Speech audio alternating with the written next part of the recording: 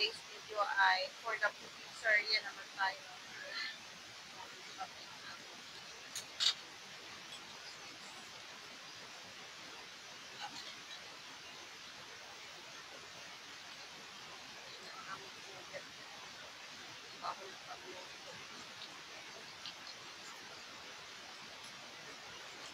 So, mag-stir fry lang ako ng Chinese cabbage.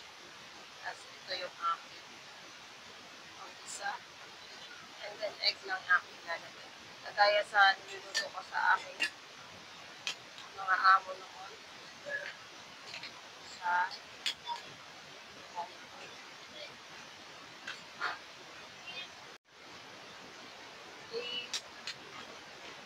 or mga 5 naman.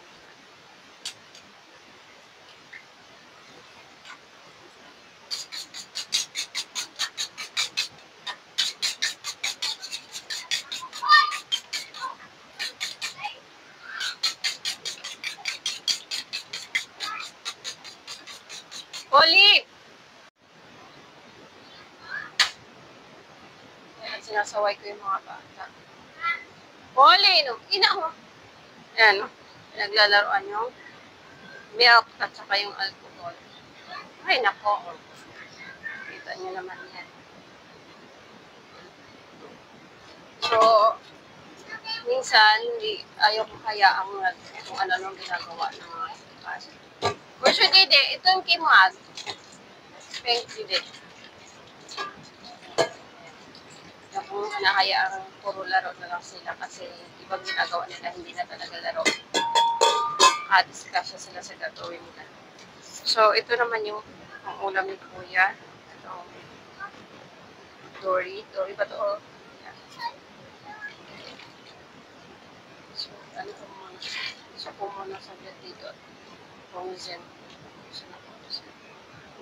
So, balik na tayo dito. Mainit tayo ng aking kaway na gasgasin.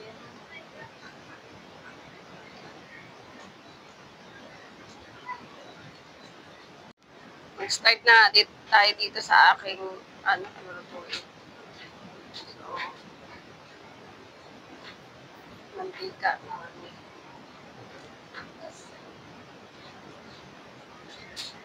Yan. Ang canola oil yung gamit namin ngayon. Kasi nga naubusan na kami ng yung ordinary na binibili namin na mantika. So, unahin ko muna mga na lutuin yung ating itlog.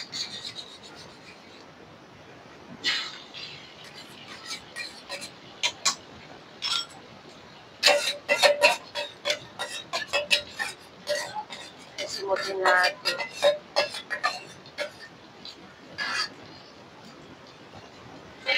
Dito rin natin lalagay yung ating niluto.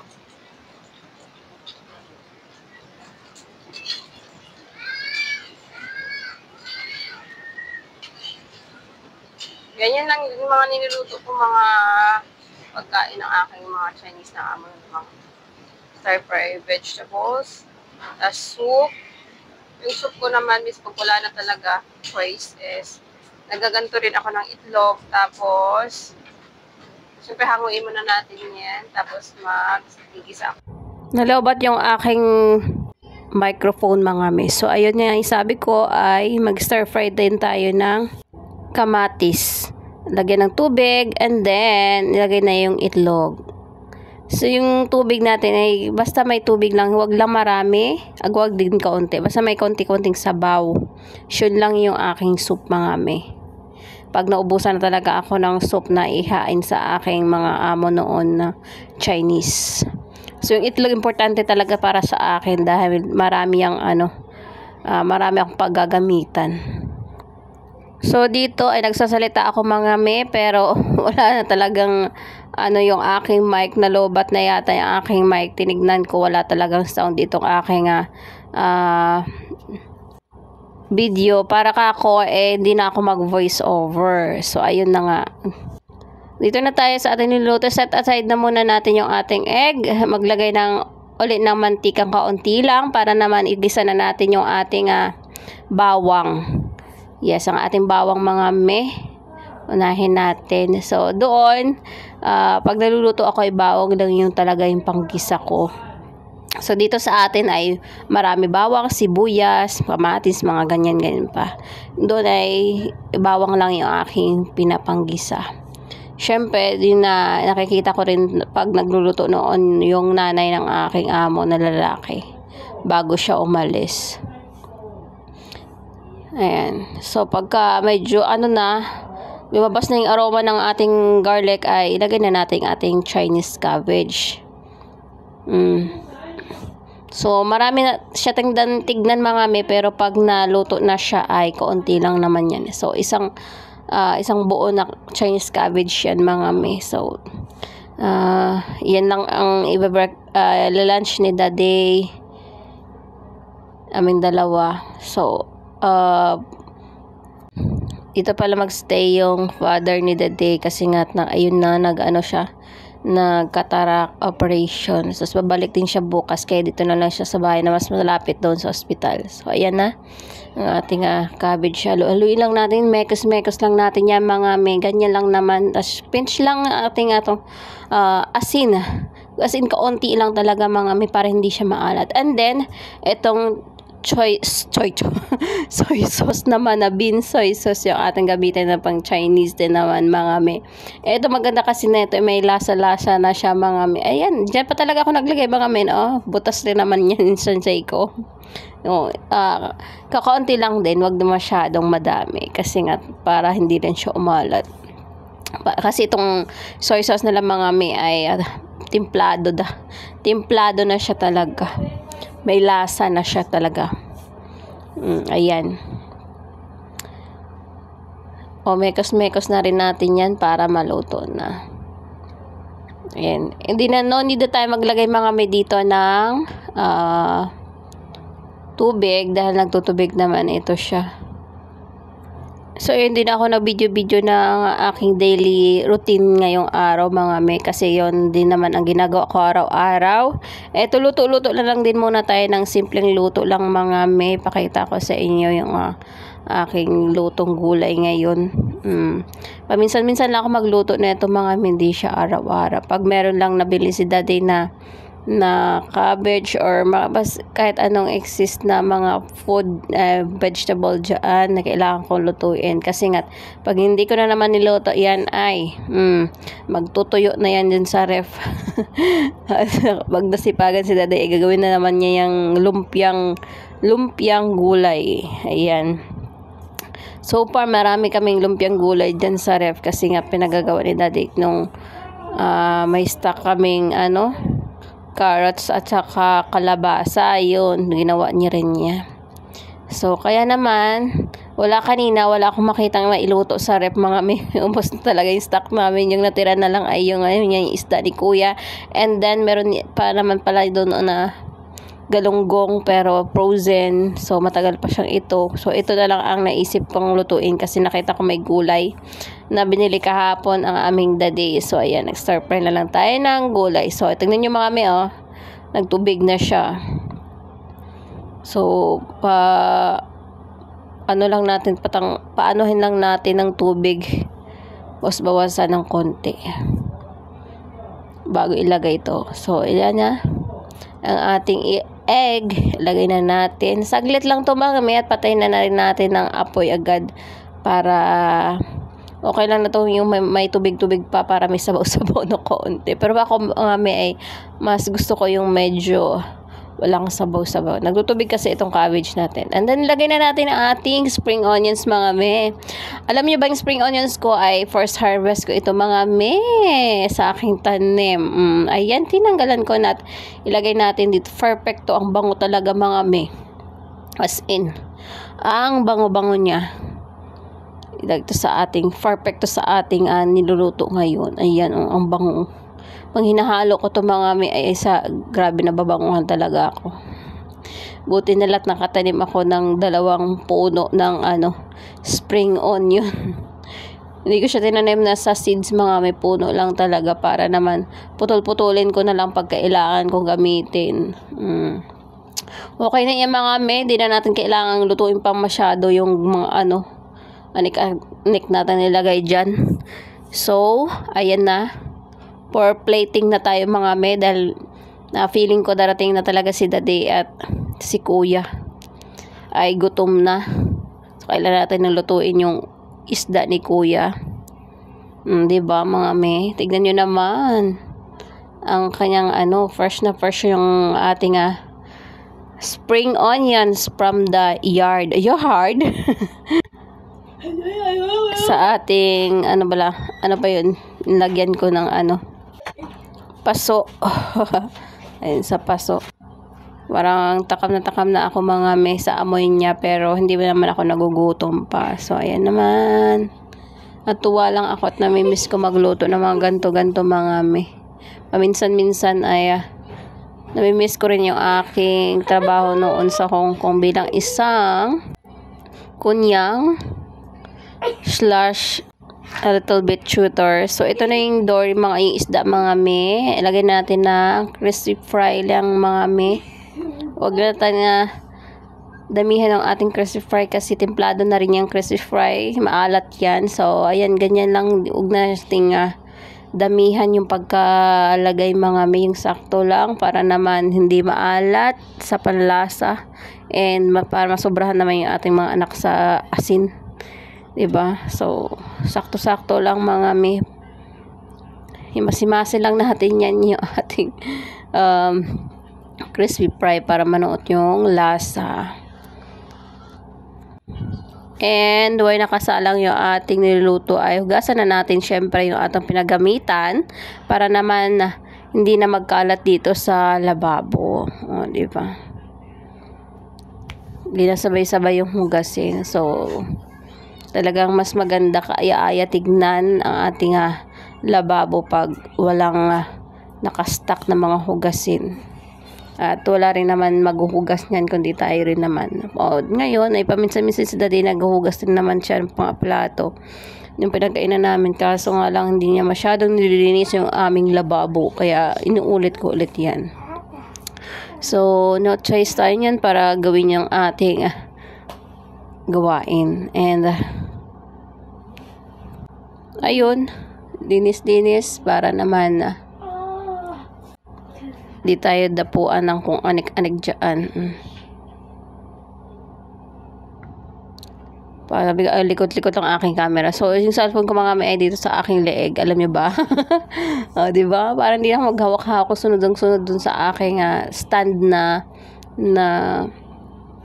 lagayan ng aking cellphone. So, meron na akong dito sa leeg. Nabili ko ito. Mura lang ito. Mga 200 plus lang yan mga may. Ayan na pala ang aking kawali na sunog na. Akala ko kanina nakasalang na. O, diba? Sabi ko kanina nakasalang na, no? So, nagpapainit pa lang pala ako ng kawali. While hinugasan yung mga hugasin para wala nang hugasin mamaya. Kaunti na lang kung ano na lang doon. Meron, yun na lang matirang hugasin. O, diba? Mas maganda sa paningin talaga na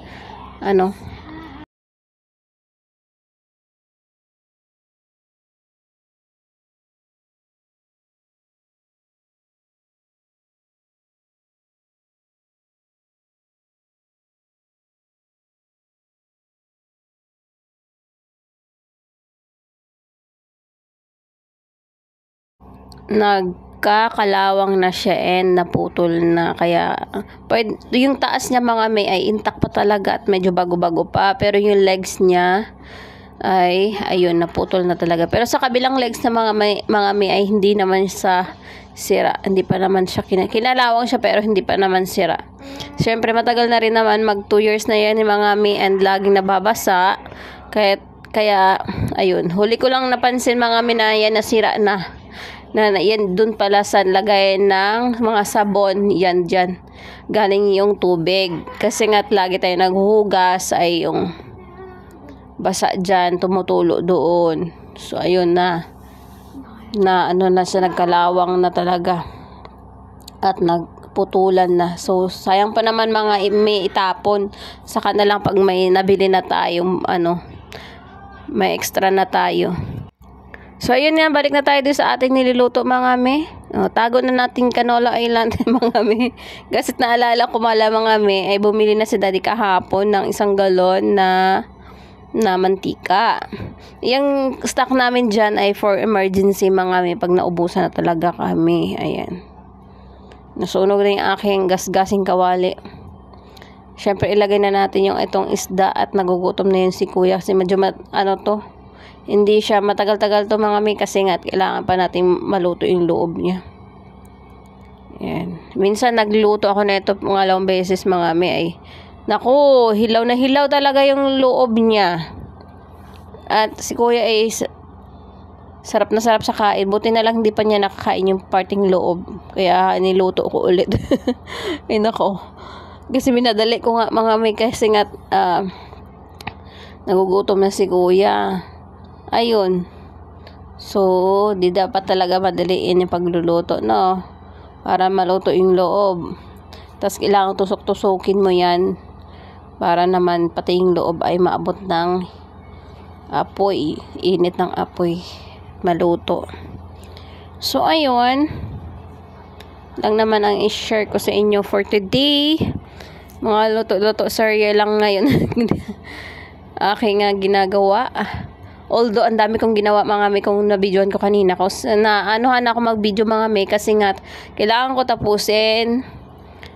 Nag-gardening ako kanina. Naglagay ako ng sa paso ng lupa.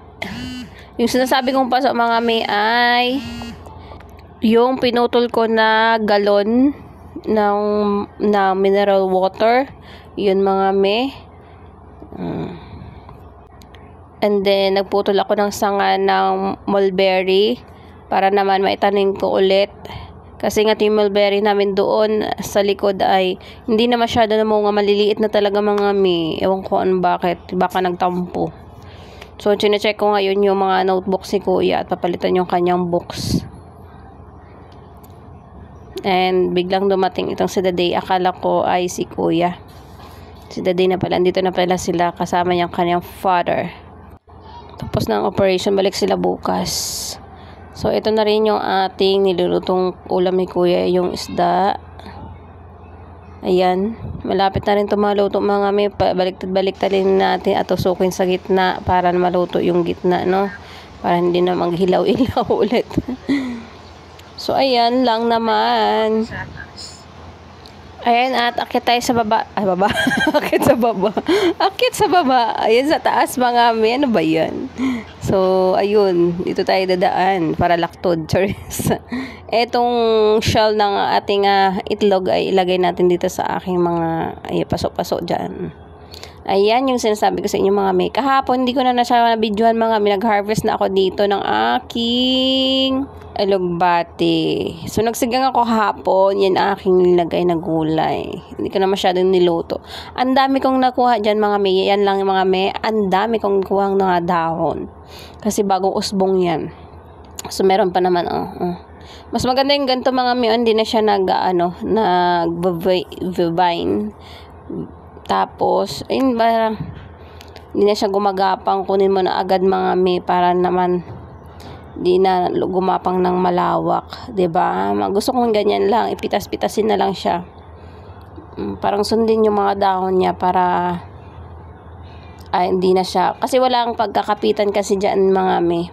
Ayan, mga shell lang aking itlog. Yung aking nilalagay dyan. Madaling matuyo yung aking lupa dito mga may kasi nga pag mainit, ayan, direkta talaga. At ito yung aking kamatis na bunga na siya pero parang sira. At nanunuyo ang aking kamatis. Pero everyday ko naman yan dinidiligan, no? Ayan. Ayun, ang daming kamatis mga ame. So, kailangan natin yan. Separate. Ayan. So, kuha tayo ng tubig dito sa drum mga ame. Ayan. Konti na lang yung tubig kasi wala na masyado na iipon. Hindi na masyado na uulan eh. Kaya tingnan nyo yung aking kamatis nanunuyo na siya. Kahapon naman diniligan ko na to eh. Dapat talaga morning and afternoon ang dilig. So, ayan kamatis. Ang dami niya mga may. So, kailangan natin yan i-separate para naman mamunga sila. So, bukas, separate natin yan. Iakyat natin yung ginawa ko kahapon. Kanina, nalagyan ko ng yung isang plastic. 2 plastic yun na bottle na. Lagyan ko ng lupa. So, bukas ko nalagyan siya ng fertilizer na. Natural fertilizer na lupa sa taas. Para naman so healthy yung ating tatanim. So, nagsasalita talaga ako dito mga may. Wala talaga, lobat talaga yung aking microphone. So, ayun sinasabi ko yung bana-bana dyan. Yan, dito ko na siya tinanim para meron akong dito. Gagawin ko yung dwarf. Charis. Yan ang aming malunggay na pinagkukunan dito sa taas. Kasi mataas na siya. And that's it for today mga me. Thank you for watching. God bless.